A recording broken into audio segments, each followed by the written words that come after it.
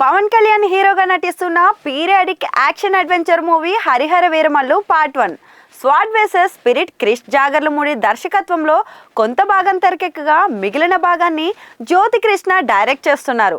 అప్పుడెప్పుడో సెట్స్ మీదకి వెళ్ళిన ఈ ప్రాజెక్టు వివిధ కారణాలతో నెమ్మదిగా ముందుకు సాగుతూ వచ్చింది. మేకర్స్ ఏమో తాజాగా మాట వినాలి అనే మొదటి పాటను విడుదల చేసి మ్యూజికల్ ప్రమోషన్స్ను షురూ చేశారు. అయితే ఈ సాంగ్కి ఆడియన్స్ నుంచి మంచి మిక్స్ రెస్పాన్స్ అయితే వస్తుంది. మాట వినాలి గురుడా మాట వినాలి, మాట వినాలి గురుడా మంచి మాట వినాలి అంటూ సాగిన ఈ పాటను పవన్ కళ్యాణ్ స్వయంగా ఆలపించారు. జానపద శైలిలో ఎంఎం కీరవాణి ఈ గీతానికి ట్యూన్ చేయగా పెంచల్ దాస్ సాహిత్యం రాశారు. అయితే ఈ పాట ఏమంత గొప్పగా లేదని నెటిజన్లు అయితే సోషల్ మీడియాలో కామెంట్లు చేస్తున్నారు. మ్యూజిక్ బాగానే ఉంది కానీ ఎందుకనో అంతగా ఆకట్టుకోలేదని కొందరు అంటున్నారు. మంచి లిరిక్స్ కూడా పడలేదని అభిప్రాయపడుతున్నారు. ప్రారంభంలో తెలంగాణ స్లాంగ్లో కొన్ని మాటలు చెప్పిన పవన్ కళ్యాణ్ ఆ తర్వాత ఆంధ్ర జానపదం స్టైల్లో పాట పాడినట్లుగా అయితే అనిపిస్తుంది. ఆయన చేతిలో కంజర పట్టుకొని కొన్ని సింపుల్ స్టెప్పులు కూడా వేశారు.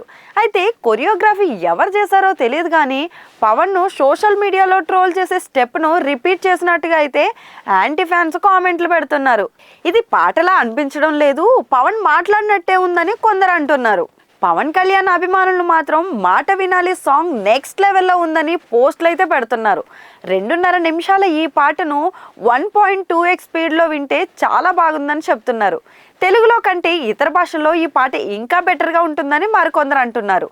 తెలుగు, హిందీ, తమిళ్, కన్నడ, మలయాళ భాషల్లో ఈ సాంగ్ను రిలీజ్ చేసిన సంగతి మన అందరికీ తెలిసిందే. అన్ని భాషల్లోనూ పవనే స్వయంగా పాడి వినిపించడం గమనార్హం.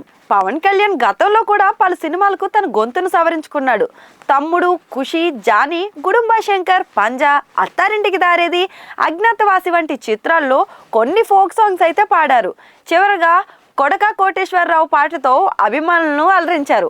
ఇప్పుడేమో హరిహర వీరమల్లు మూవీలో మాట వినాలి పాటను పాన్ ఇండియా ఆడియన్స్కు వినిపించడానికి అయితే రెడీ అయ్యారు. ముందుగా ఈ సాంగ్ను జనవరి 6వ తేదీనే విడుదల చేయాలని అయితే అనుకున్నారు, కానీ కుదరలేదు. సంక్రాంతి పండుగ ముగిసిన తర్వాత ఈరోజు రిలీజ్ చేశారు. ఏఎం రత్నం నిర్మిస్తున్న ఈ చిత్రాన్ని మార్చి 28న థియేటర్లోకి అయితే తీసుకురావాలని మేకర్స్ అయితే ప్లాన్ చేస్తున్నారు.